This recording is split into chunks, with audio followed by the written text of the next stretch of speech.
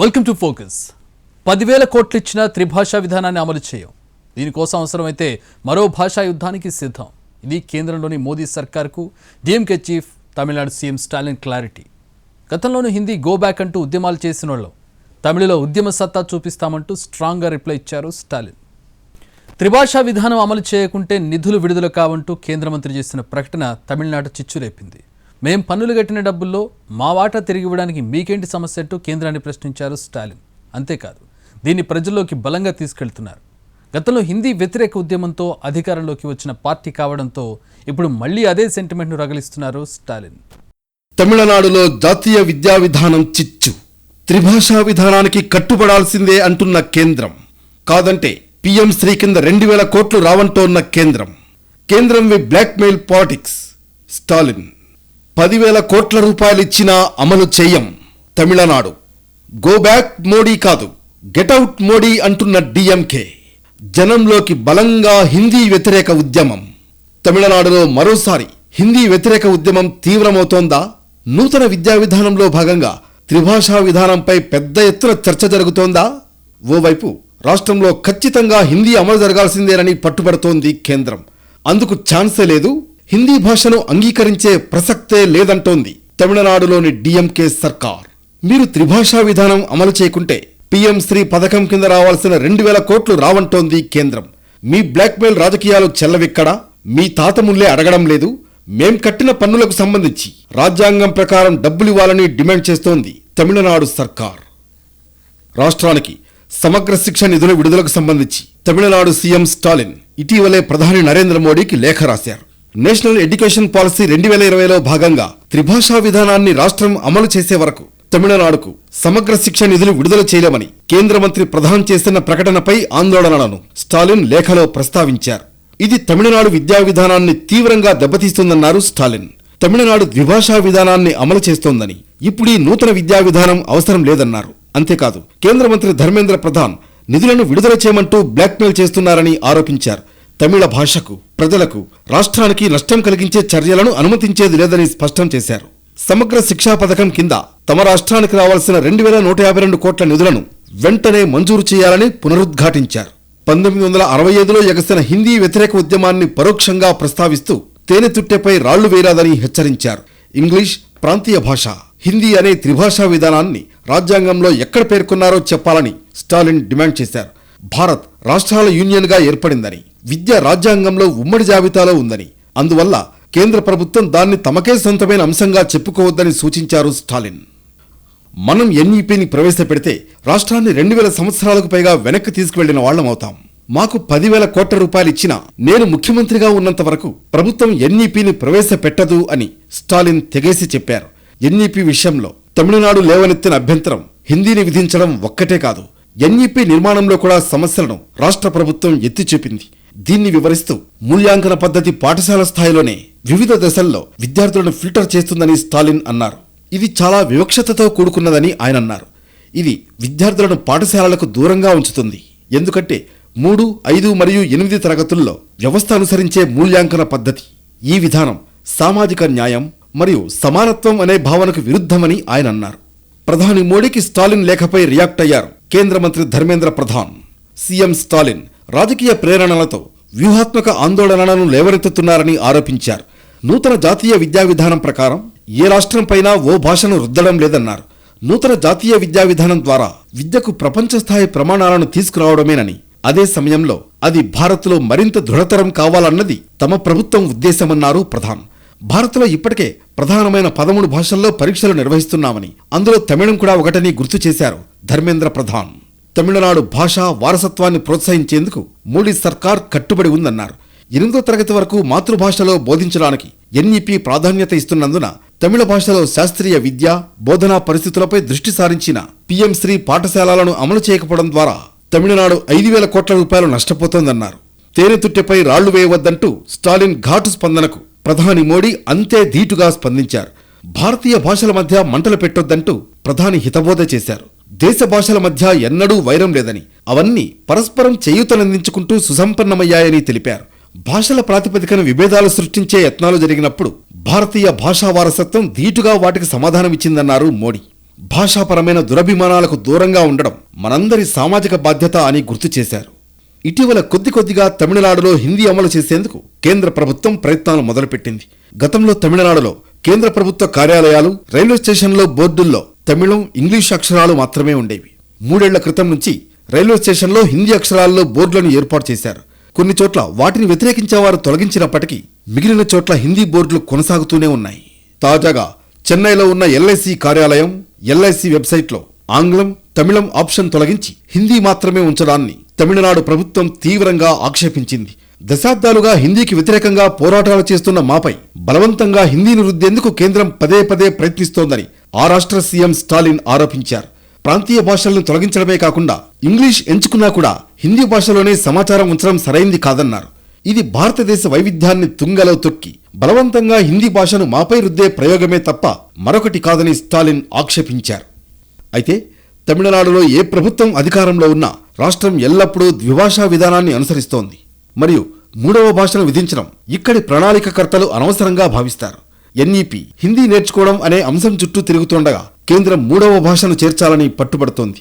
2020లో NEP ప్రవేశపెట్టినప్పుడు అఖిల భారత అన్నా ద్రవిడ మున్నేట్ర కజగం ప్రభుత్వం కూడా త్రిభాషా విధానాన్ని తిరస్కరించింది. తమిళనాడులో 3 భాషల విధానం రాష్ట్రానికి ఎలా ప్రయోజనం చేకూరుస్తుందనే దానిపై ఒంటరి ప్రచారం చేస్తున్న భారతీయ జనతా పార్టీ తప్ప అన్ని రాజకీయ పార్టీలు ఎన్ఈపీ విధించడాన్ని వ్యతిరేకిస్తున్నాయి. బీజేపీ మిత్రపక్షాలైన పట్టాలి మక్కల్ కట్చి మరియు దేశీయ ముర్పోక్కు ద్రవిడ కజగం కూడా తమిళనాడుపై ఎన్ఈపీ విధించడాన్ని విమర్శించాయి. దాన్ని రాష్ట్ర స్వయం ప్రతిపత్తిపై దాడిగా అభివర్ణించాయి. తమిళనాడు కాంగ్రెస్ విభాగం దీన్ని రాష్ట్ర హక్కుల అంశంగా మార్చింది. బీజేపీ ఆధ్వర్యంలోని కేంద్రం రాష్ట్ర హక్కులను లాక్కుంటుందని ఆరోపించింది. తమిళగ వెట్రి కజగం అధినేత విజయ్ కూడా దీన్ని ఫాసిస్ట్ చర్యగా అభివర్ణించారు. మరోవైపు తమిళనాడులోని డీఎంకే ప్రభుత్వం కేంద్రం ప్రకటనను రాజకీయ అంశంగా మార్చేసింది. దీనిపై విభిన్న పార్టీలతో సమావేశం ఏర్పాటు చేస్తోంది. అంతేకాదు దీన్ని ప్రజల్లోకి సైతం బలంగా తీసుకువెళుతోంది. ప్రస్తుతం రాష్ట్రంలో అత్యంత బలంగా ఉన్న డీఎంకే ఇతర పార్టీల మద్దతు సైతం కోరుతోంది. గతంలో తాము గో బ్యాక్ మోడీ అని నినదించామని ఇప్పుడు గెటౌట్ మోడీ అంటున్నామంటోంది డీఎంకే. ఇప్పుడు ఇది ప్రజల్లోకి వెళుతోంది. ప్రభుత్వ కార్యాలయాలపై ఉన్న హిందీ రాతలపై రంగులు వేస్తున్నారు కొంతమంది వ్యక్తులు. మరోవైపు కౌంటర్ స్టార్ట్ చేసింది బీజేపీ. గెటౌట్ స్టాలిన్ అంటూ తమిళనాడు బీజేపీ ప్రచారం ఉధృతం చేసింది. అయితే ఈ విషయంలో డీఎంకే పైచేయి సాధించిందని చెప్పక తప్పదు. అంటే ఈ నినాదం ఆ పార్టీకి మరోసారి అంది వచ్చిన అస్త్రమైంది. ప్రాంతీయవాదాన్ని బలంగా వినిపించడంలో తమిళనాడు ప్రభుత్వం ఎప్పుడూ ముందు వరుసలో ఉంటుంది. అది భాషాపరమైన అంశమైన సాంప్రదాయాలైనా కేంద్రం తీసుకున్న నిర్ణయాల్లో అది ఆ రాష్ట్ర ప్రభుత్వానికి నచ్చని అంశమైతే అందుకోసం ఎంత దూరమైనా పోరాడిన సందర్భాలు చాలా ఉన్నాయి. గతంలో జల్లికట్టు విషయంలో సుప్రీంకోర్టు నిషేధం ఉన్నా యావత్ తమిళనాడు ప్రజలు ఏకతాటిపైకి వచ్చి పోరాటం చేసి కేంద్ర ప్రభుత్వం ఆర్డినెన్స్ చేసి అనుమతిచ్చేదాకా పోరాటం చేశారు. అలాంటిది కొన్ని దశాబ్దాలుగా జరుగుతున్న హిందీ వ్యతిరేక ఉద్యమాన్ని లెక్క చేయకుండా తమపై బలవంతంగా హిందీని రుద్దాలని చూస్తే తాము సహించబోమని అన్ని ప్రభుత్వాలు కేంద్రాన్ని హెచ్చరించాయి. తాజాగా మరోసారి తమిళనాడులో హిందీ అమలు అంశం కేంద్ర రాష్ట్ర ప్రభుత్వాల మధ్య వివాదాన్ని పీక్స్కు చేర్చాయి. హిందీ వ్యతిరేక ఉద్యమం తమిళనాడులో డీఎంకే అనే ఒక రాజకీయ పార్టీ 9 దశాబ్దాల క్రితం బలమైన పునాదులు వేసుకుంది ఈ హిందీ వ్యతిరేక ఉద్యమంతోనే. రాజకీయంగా తమిళగడ్డపై సత్తా చాటాలన్న ప్రయత్నాల్లో ఉన్న బీజేపీ ఇప్పుడు ఇదే అంశంతో ఎలాంటి పరిస్థితులను ఎదుర్కోబోతోంది అన్నది హాట్ టాపిక్గా మారింది. ఉత్తరాదిని గుప్పెడబట్టిన బీజేపీ దక్షిణాదిపై కన్నేసింది. అందున తమిళనాడులో అధికార పగ్గాలు చేపట్టాలని తప్పిస్తోంది. అయితే హిందీ వ్యతిరేక నినాదం బలంగా ఉండే తమిళనాడులో బీజేపీ ప్లాన్స్ వర్కౌట్ కావడం లేదు. ఇక సౌత్లో మిగిలిన రాష్ట్రాలు సైతం హిందీని బలవంతంగా రుద్దొద్దంటున్నాయి. తమిళనాడులో జెండా పాతాలన్నది బీజేపీ చిరకాల స్వప్నం. అయితే ఎప్పటికప్పుడు ఆ పార్టీకి అడ్డంకులు ఏర్పడుతూనే ఉన్నాయి. గతంలో పురచ్చి తలైవి జయలలిత, కలైంగర్, కరుణానిధి లాంటి దిగ్గజ నేతలు ఉండడంతో కాషాయ పార్టీ ప్రయత్నాలు ఫలించలేదు. ఇప్పుడు పురచ్చి తలైవి లేరు. ఆమె పార్టీ నేతలు నిత్యం కొట్టుకుంటూ ఉన్నారు. మరోవైపు స్టాలిన్ ఆధ్వర్యంలోని డీఎంకే బలంగా ఉన్నప్పటికీ కలైంగర్కు ఉన్నంత ఆకర్షణ అయితే లేదని చెప్పొచ్చు. ప్రస్తుతం ఉన్న వ్యాక్యూమ్ పరిస్థితిని అనువుగా మార్చుకోవాలని బీజేపీ తలపోస్తోంది. ఉత్తరాదిలా మతంతో చొచ్చుకు వెళ్లే పరిస్థితి దక్షిణాదిలో లేదు. అందులో తమిళనాడులో అయితే ఆ పరిస్థితి కాగడా పెట్టి వెతికినా కనిపించదు. ఇక హిందీ ఆధిపత్యాన్ని ఆ రాష్ట్ర ప్రజలు అస్సలు అంగీకరించరు. దీంతో నూతన విద్యా విధానం ద్వారా హిందీని అమలు చేయాలని బీజేపీ భావిస్తోందన్న అనుమానాలు పార్టీల్లో, ప్రజల్లో వ్యక్తమవుతున్నాయి. దీంతో ఇప్పుడు తమిళనాడులో ఉద్యమ రూపం సంతరించుకునేలా ఉంది. హిందీని రుద్దడం తప్పనిసరైతే దాన్ని నిర్మూలించడం కూడా తమకు తప్పనిసరేనంటూ తమిళ విప్లవ కవి భారతీదాసన్ రాసిన కవితను తమిళనాడు సీఎం స్టాలిన్ ఎక్స్లో పోస్ట్ చేశారు. త్రిభాషా విధానానికి వ్యతిరేకంగా కేంద్రంలోని బీజేపీ ప్రభుత్వ తీరుకు నిరసనగా తమిళనాడులో కొన్ని ఇళ్ల ముందు ముగ్గులు వేసిన వీడియోను ట్యాగ్ చేశారు. తమిళనాడులో త్రిభాషా సూత్రంపై వివాదం ముదిరిన వేళ బీజేపీకి షాక్ తగిలింది. ప్రముఖ నటి బీజేపీ నాయకురాలు రంజనా నజియార్ పార్టీకి రాజీనామా చేశారు. ఆమె త్రిభాషా సూత్రాన్ని వ్యతిరేకిస్తూ పార్టీ ప్రాథమిక సభ్యత్వానికి రాజీనామా చేసినట్లు తెలిపింది. తమిళనాడులో త్రిభాషా సూత్రాన్ని అమలు చేయాలని బలవంత పెట్టడం తప్పని, తమిళ భాష ప్రభను తగ్గించే త్రిభాషా సూత్రానికి తాను వ్యతిరేకమని ఆమె అన్నారు. ఈ విషయంలో కేంద్రం నిర్ణయాన్ని వ్యతిరేకిస్తూ బీజేపీ ప్రాథమిక సభ్యత్వానికి రాజీనామా చేశామన్నారు నచియార్. తమిళనాడు తన చరిత్ర, భాష కోసం దశాబ్దాల పాటు పోరాటం కొనసాగించిందని నటుడు, రాజకీయ నాయకుడు, మక్కల్ నీతిమయ్యం పార్టీ వ్యవస్థాపక అధ్యక్షుడు కమల్ హాసన్ అన్నారు. హిందీని తమిళనాడుపై రుద్దడానికి దీర్ఘకాలంగా ఉత్తరాది నేతలు ప్రయత్నిస్తున్నారన్నారు. ప్రజల భాష ప్రాముఖ్యతను తక్కువ అంచనా వేయడానికి వీల్లేదని హెచ్చరించారు. తమిళులు తమ భాష కోసం ప్రాణాలు అర్పించారు. వీటితో ఆడుకోకండి. తమిళ పిల్లలకు కూడా తమకు ఏ భాష అవసరమో తెలుసు. వారికి ఏ భాషను ఎంచుకోవాలనుకునే విషయంలో జ్ఞానం ఉంది అని కమల్ అన్నారు. మరోవైపు బలవంతంగా హిందీని రుద్దడం అనే అంశం సరికాదన్నారు రజనీకాంత్. ఆయా ప్రాంతాలను బట్టి ఆయా భాషలుంటాయే తప్ప ప్రతి ఒక్కరూ హిందీ భాష నేర్చుకుని మాట్లాడడం అనేది సమంజసం కాదని పలువురు ప్రముఖులు తమ అభిప్రాయం వ్యక్తం చేశారు. దీనిపై సూపర్ స్టార్ రజనీకాంత్ స్పందించారు. హిందీ భాషను బలవంతంగా ప్రజలపై రుద్దొద్దని అన్నారు. దేశమంతా ఒకే భాష ఉండాలనుకోవడం, మాట్లాడాలనుకోవడం భారతదేశానికే కాదు, ఏ దేశ ఐక్యతకైనా అభివృద్ధికైనా మంచిదే. కానీ దురదృష్టవశాత్తు మన దేశంలో అలాంటి కామన్ లాంగ్వేజ్ లేదు కాబట్టి హిందీ గురించి తెలియని వారని ఆ భాషలో మాట్లాడాలని బలవంత పెట్టడం కరెక్ట్ కాదని గతంలోనే తెలిపారు రజనీకాంత్. దేశ ప్రజలపై బలవంతంగా హిందీ భాషను రుద్దాలనుకుంటున్న కేంద్ర ప్రభుత్వ విధానాలను బీఆర్ఎస్ తీవ్రంగా వ్యతిరేకిస్తోంది. దేశంలో ఉన్న పలు అధికారిక భాషల్లాగే హిందీ కూడా ఒక అధికారిక భాష మాత్రమేనని అన్నారు కేటీఆర్. ఈ నేపథ్యంలో భాషను ఎంచుకునే హక్కు దేశ ప్రజలకు ఉండాలన్నారు. కేవలం 40% ప్రజలు మాత్రమే మాట్లాడే హిందీ భాషను బలవంతంగా దేశం మొత్తానికి అంటకట్టడం దుర్మార్గమన్నారు. భారత రాజ్యాంగం ఏ భాషకు అధికారిక హోదా ఇవ్వలేదని కేటీఆర్ గుర్తు చేశారు. రాజభాష అని హిందీకి పట్టం కట్టలేదని స్పష్టం చేశారు. కేరళలోని వామపక్షాలు, కాంగ్రెస్ సైతం హిందీకి వ్యతిరేకంగా ఉన్నాయి. తమ భాషలోనే వ్యవహారాలు జరగాలని అక్కడి నేతలు డిమాండ్ చేస్తున్నారు. తాము హిందీకి వ్యతిరేకం కాదని, అయితే తమ మాతృభాషను వదిలి వేరే భాషలకు ఎందుకు ప్రాధాన్యమివ్వాలని ఇక్కడి నేతలు, ప్రజలు ప్రశ్నిస్తున్నారు. మరోవైపు కర్ణాటక అయితే ఇటీవలే తమ భాషకు ప్రాధాన్యతను పెంచే ప్రయత్నాలు చేస్తోంది. అక్కడ ఉన్న అన్ని కంపెనీలు మాతృభాషలో బోర్డులు పెట్టాలని ఆదేశాలిచ్చింది. భారత్లో ఎక్కువ మంది మాట్లాడే భాష హిందీ. గవర్నమెంట్ ఆఫ్ ఇండియా అధికారిక భాషలు ఒకటి ఇంగ్లీష్, రెండోది హిందీయే. ఇంకా చెప్పాలంటే కేంద్ర ప్రభుత్వ శాసన విభాగమైన పార్లమెంట్లోనూ ఎక్కువగా వినిపించేది ఈ భాషే.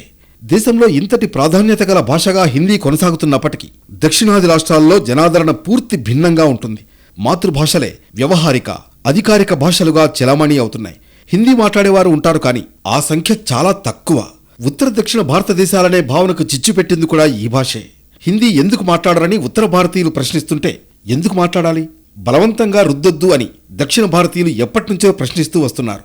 పార్లమెంట్ ఉభయ సభల్లోనూ ఈ ఒరవడి ప్రస్ఫుటంగా కనిపిస్తూ ఉంటుంది.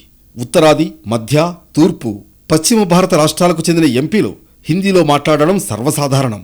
కాగా దక్షిణాది రాష్ట్రాల ప్రజాప్రతినిధులు ఎక్కువగా ఇంగ్లీష్లో తమ వాణిని వినిపిస్తూ ఉంటారు. ఈ రెండు భాషలు కాకుండా స్థానిక భాషల్లో ప్రసంగించిన నేతలు లేకపోలేదు. దేశంలో 32 రాష్ట్రాలు, కేంద్రపాలిత ప్రాంతాలు హిందీని 3వ భాషగా ఎంచుకున్నాయి. 16 రాష్ట్రాలు, కేంద్రపాలిత ప్రాంతాలు ఎక్కువగా ఎంచుకున్న 2వ భాష సంస్కృతం. భారతదేశంలో 19 హిందీ మాట్లాడని రాష్ట్రాలు, 9 హిందీ మాట్లాడే రాష్ట్రాలు ఉన్నాయి. 8 కేంద్రపాలిత ప్రాంతాలలో 3 హిందీని ప్రాథమిక భాషగా మాట్లాడతాయి. ఇలాంటి పరిస్థితుల్లో హిందీని బలవంతంగా తమపై రుద్దుతున్నారని దక్షిణాది సహా పలు రాష్ట్రాలు భావిస్తున్నాయి. దీని ద్వారా తమ రాష్ట్ర ప్రజలకు అన్యాయం జరుగుతోందన్నది ఆయా రాష్ట్రాల ప్రభుత్వాల వాదనగా ఉంది. ఇంతకు ఈ త్రిభాషా విధానం ఎందుకు తెచ్చారు? దీనివల్ల దేశానికి ఎలాంటి లాభాలు కలగనున్నాయి? అయితే దక్షిణాది రాష్ట్రాలు బలంగా వ్యతిరేకించడానికి కారణాలేంటి? భారతదేశానికి స్వాతంత్ర్యం రాకముందు నుంచే హిందీ వ్యతిరేక ఉద్యమం మొదలైంది. 1938లో మద్రాస్ ప్రెసిడెన్సీ ముఖ్యమంత్రిగా ఉన్న రాజగోపాలాచారి హయాంలోనే దేశవ్యాప్తంగా హిందీ అమలును వ్యతిరేకించారు. జస్టిస్ పార్టీ హిందీ అమలును తీవ్రంగా వ్యతిరేకించింది. 1960లో ద్రవిడ కళగం అనే పార్టీ నుంచి విడిపోయి ద్రవిడ మున్నేట్ర కళగంగా ఏర్పడ్డ డిఎంకే అప్పటి నుంచి హిందీకి వ్యతిరేకంగా పోరాటాలు చేస్తూనే ఉంది. 1968లో డిఎంకే మాత్రం హిందీ వ్యతిరేక ఉద్యమాన్ని పీక్స్కు తీసుకువెళ్ళింది. ద్రవిడ పార్టీలన్నీ కూడా అప్పట్లో డీఎంకేకు మద్దతుగా నిలవాల్సిన పరిస్థితి నెలకొంది. ఆ పోరాటం అప్పట్లో డీఎంకేకి అధికారాన్ని తెచ్చిపెట్టింది. తమిళనాడులో హిందీ వ్యతిరేక ఉద్యమానికి ఉన్న బలం ఏపాటిదో ఈ ఒక్క ఉదాహరణ చాలు. ఆ తర్వాత కూడా తమిళ రాష్ట్రంలో హిందీ భాష అమలును వ్యతిరేకిస్తూ పోరాటాలు జరిగాయి, జరుగుతూనే ఉన్నాయి. ఆ తర్వాత వచ్చిన ఏఐఏడీఎంకే ప్రభుత్వం కూడా తమిళుల మనోభావాలను దృష్టిలో పెట్టుకుని సెంటిమెంట్ అంశంగా భావించి హిందీని వ్యతిరేకిస్తూనే వచ్చింది. దేశంలోని వివిధ ప్రాంతాలు వేర్వేరు విద్యా వ్యవస్థలను కలిగి ఉన్నాయి. ఉత్తరాదిలో హిందీ ప్రాథమిక బోధనా భాషగా ఉన్నప్పటికీ ఇతర ప్రాంతాల్లో ప్రాంతీయ భాషలు మరియు ఆంగ్లం ప్రాథమిక బోధనా భాషలుగా ఉపయోగించబడ్డాయి. దీంతో రాష్ట్రాల మధ్య కమ్యూనికేషన్ కష్టతరమైంది. ఫలితంగా గందరగోళం ఏర్పడింది. దీన్ని దృష్టిలో పెట్టుకుని 1968లో నూతన విద్యా విధానం వ్యవస్థను ప్రామాణీకరించడానికి త్రిభాషా సూత్రం అని పిలువబడే ఒక పద్ధతిని తీసుకువచ్చింది కేంద్రం. త్రిభాషా సూత్రం ప్రకారం హిందీ, ఇంగ్లీష్ కాకుండా ఆధునిక భారతదేశంలో భాగమైన మూడవ భాష ఉండాలి. హిందీ మాట్లాడే రాష్ట్రాల్లో విద్య కోసం తప్పనిసరిగా ఉపయోగించాలి.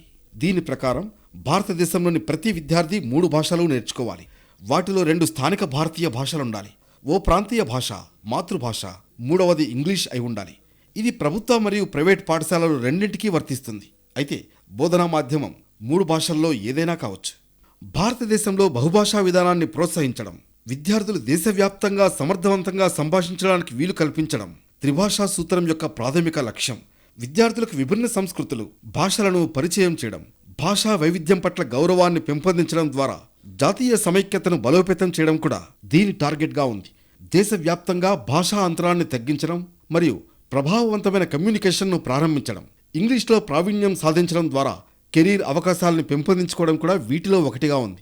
భాషా మరియు సాంస్కృతిక వైవిధ్యం పట్ల గౌరవాన్ని పెంపొందించడం కూడా ఓ లక్ష్యంగా ఉంది. ప్రాంతీయ భాషల వాడకాన్ని మరియు అభ్యాసాన్ని ప్రోత్సహించడం వల్ల భవిష్యత్ తరాలకు వాటిని సంరక్షించడంలో సహాయపడుతుంది. అయితే 2001 జనాభా లెక్కల ప్రకారం 121 కోట్ల మందిలో 52 కోట్ల మంది హిందీని తాము మాట్లాడే భాషగా చెప్పుకోగా దాదాపు 32 కోట్ల మంది హిందీని తమ మాతృభాషగా తెలిపారు. దీని అర్థం భారతీయుల్లో 44% కంటే తక్కువ మంది మాత్రమే హిందీ మాట్లాడతారు. 25% కంటే కొంచెం ఎక్కువ మంది భారతీయులు మాత్రమే హిందీని తమ మాతృభాషగా మాట్లాడతారు.